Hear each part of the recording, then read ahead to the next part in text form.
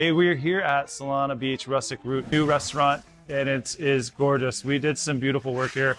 All the beams in the background, some of the lighting, and we just wanted to give you guys a little tour of what was done here. We produced over 60 beams for this restaurant. They're all historic. They're all from San Diego. We cut them from all the reclaimed wood from the Hotel del Coronado. We also did some lighting fixtures for them. So as you can see, all the steel 200-year-old beams. So behind me are these beautiful olive slices that we cut from an olive tree out east. We put drop lights through them to create a really amazing ambiance here at the Rustic Root. If you're a restaurant owner or anyone who needs help with design or layout or build, let us know. We're here to help. Send us a message, check out our links in the bio, and get in contact with us.